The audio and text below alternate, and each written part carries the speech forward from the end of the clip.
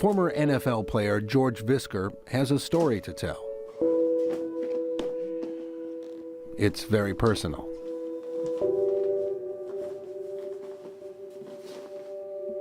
It starts with why he's working and living in this office.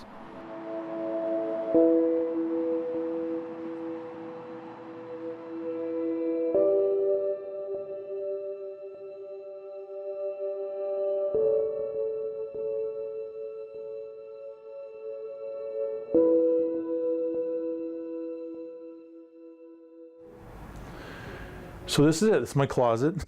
You know, I've got some of my files, and the rest, this is it. I kind of just moved into this, and then on top of that, you know, we lost the house. Been here for the last couple months, probably at least, maybe longer. Actually, longer than that. If all of this seems confusing to you, imagine what it feels like for George. He suffered a series of concussions more than 30 years ago, which damaged the memory sensors of his brain. Now, this former defensive tackle for the San Francisco 49ers is forced to store everything, his life and all his memories, in these little yellow notebooks. You know, I have 28 years of these Write in the Rain notebooks. And I brought out the last, I don't know, probably a couple of years here or whatever, but some of them got mixed up. Okay, this goes from March 25th to April 3rd. And then each day, you know, I'll write like the hot spots, what I had going on the 27th. This whole issue has had probably a bigger effect on his life than probably anybody that's played in the NFL. As a kid, Visker loved football. Like many of his friends from Stockton, California, he dreamed of one day playing in the National Football League. After years of practice, sacrifice, and exhausting workouts, he made it. George was drafted by the New York Jets and then played 1 year with the San Francisco 49ers. His brief NFL career came to an unexpected end Sunday, October 12, 1980. I don't remember the hit at all. I don't remember the game at all. The 49ers suffered a blowout loss to the Dallas Cowboys. The final score, 59-14. In what looked like a routine play, Visker suffered a devastating hit. First play I'm in, I get ear hold on a Dallas tight end trap, major concussion. They kept me in the game.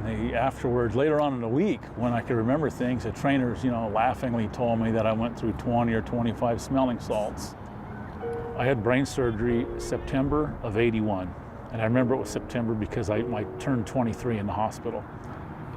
I'm not even out of intensive care, 14 days in intensive care. The trainers and doctors are calling me, telling me they're gonna make a special made helmet so I can keep playing. They'll do anything to play. I mean, that's just the culture of the game.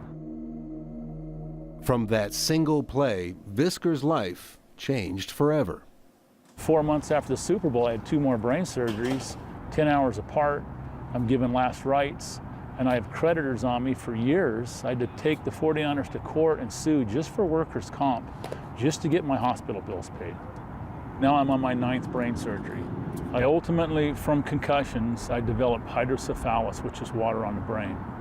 So basically, they drilled a hole in my skull, and they've actually moved it 3 times. So I have 4 different holes. They've moved it around. There's a tube goes in the middle of my brain and it ends right in one of the ventricles. The infamous brain drain kit. I guarantee I'm the only human being on earth that has one of these.